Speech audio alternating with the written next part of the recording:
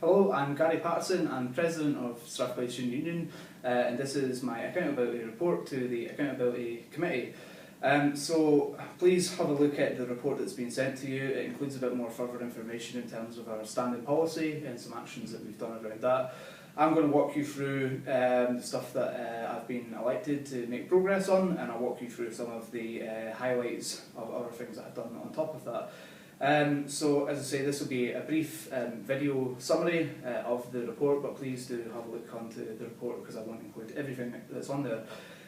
So, some of the main stuff that we've been working on, I said I would set up a participation fund. I'm having meetings with the principal and other folk at the university to try and get funding in place to enable students to access extracurricular activities with grants and support in place for that.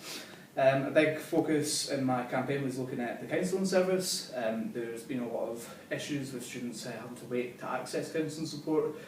From our work that we've done with the university, we've looked at alternative ways to provide counselling support and are now doing group sessions, and hours have been increased for the counsellors that are there. There's still more work that we want to do on that issue, and we appreciate people's help with that.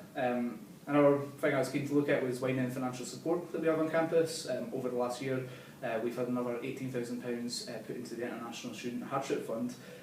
We've set up a £10,000 hardship grant for emergency housing with the help of university estates. International exchange has been another big focus area for me this year. We won £18,000 from the Scottish Government at Strathclyde and from within the Union to promote international exchange. And that resulted in us taking 10 students to Prague and Lyon to experience international exchange and to do campaigns and research to promote it to others as well. We've increased the internships and the employment opportunities that are available for students on campus, and we're working with Adopt an Intern to promote paid internships and are looking at prioritising unpaid internships within the Scottish Parliament election student manifesto. The housing support has been a big area that we've been looking at as well. We're currently looking to establish some sort of online platform to help people to find housing that will be secure and with the university's seal of approval to try and get across some of the scamming and difficulties that students occur when they're trying to find accommodation. We have set up a campaign earlier in the year looking at students in halls, particularly Patrick Thomas Court and Ardrew Ure, which had a lot of mould issues. As a result of our campaign, we had £500,000 in compensation, rehousing and for repairs to those properties.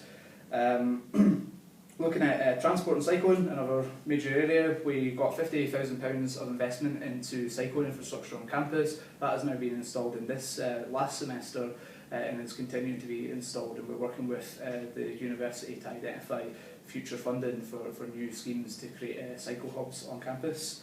As we ramp up to the elections, later on this year we'll be launching a student manifesto back on the heels of the student manifesto that we launched for the May elections, which had the support of 4 out of the 5 major parties that were standing in Glasgow. In addition to the stuff that I was elected to do, obviously this job brings up a lot of different challenges and opportunities to campaign on stuff, so I've focused on 3 of our major areas. Community safety has been something that I've focused a lot on this year. We are currently campaigning for a safe crossing at the library on Cathedral Street. We've had support from all the councillors in the ward in which the university is placed, 2,000 signatures on our petition, a campaign video with over 1,000 views, and a £12,000 commitment to fund 50% of the cost for a new safe crossing from the university. So we're looking for that to be approved by the council and are waiting, but we've been very happy with the response so far. We're the first student union in Glasgow to join the safe student help zones that were piloted by Police Scotland. And we're quite happy with that. These help zones will act as spaces where students can go for help and be referred on to services for support. Set up the first cross-institutional safe taxi scheme in the country, where students can pay by their card if they don't have money. We cover the taxi fare, not for free, we will get the money back for you at some point, but it's so that if you're struggling to get home you don't find yourself walking and potentially putting yourself at risk. So the scheme, since its launch, we've supported its launch at 6 of our institutions across 4 of our cities in Scotland, and we're really excited about how that's going. We're also doing a bit of work on trying to combat sexual harassment within venues within the city centre, and we're signed up to the Good Night Out scheme, which will provide training and accreditation for Todd's Bar and the Union, and we're looking to promote it to other venues that students frequent in the city as well. Looking at representation, we're doing a lot of stuff around the elections coming up for next year. Those of you who are watching the video, please think about standing. We have elections ambassadors that are going to be promoting the opportunity to stand for election and promoting the opportunity to vote for the new executive as well, and we're hoping to see good stuff on that. Assessment and feedback has been a big issue noted in the National Student Survey this year. I surveyed 1,000 students, and we took that research to the university, who were quite impressed with the strength of opinion from the student body on assessment and feedback, and we're keen to work with them to try and get over some of those barriers. We are doing quite a lot of work on assessment and feedback, and have been now brought into a working group to look at some of the specifics of problems at course level and departmental and faculty level to overcome some of those problems. In some other areas, fair trade has been a big thing for me this year. We've managed to get ourselves to a position where we will now qualify for fair trade accreditation. The main barrier to that before was the Starbucks tea, which we were selling, which wasn't accredited. That has now been taken out, and we have a fair trade tea. And we have fair trade alternatives which are being provided. In particular, we've just launched today Carmacoa, where all the profits from Carmacoa go to community development in Sierra Leone, so something we're excited about. We've done a collection for Cali this year as well. We collected a couple of thousand bags of different clothes and goods to take to people who were in the refugee camp in Cali, and we were thankful for all the support that we got on that.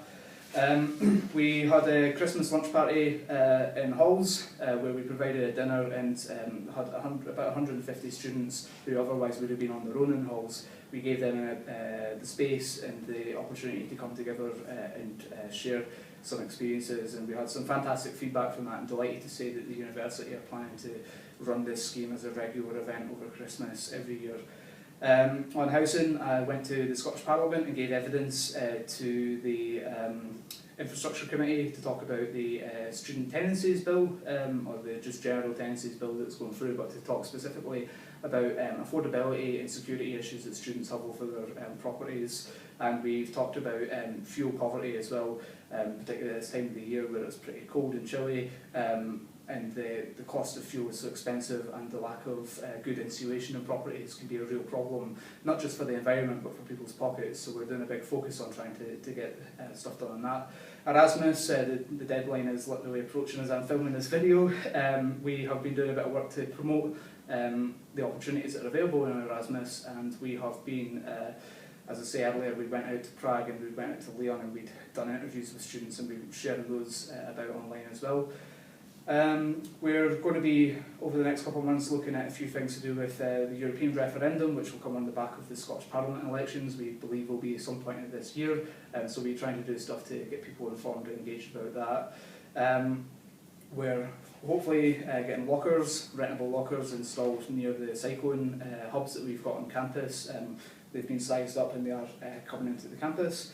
We're doing a bit of work on the discretionary fund as well, and we're looking to try and make the student support easier to apply to, maybe to target to different categories. The application can meet the needs of people. So that's a bit of work what I've been doing over the last 6 months. If you have a look on the full report, you'll see some more detail to that, and I've put the standing policies there as well, and a bit of talk about what we've done around that. So yeah, thank you for your time, and look forward to answering your questions. Thanks.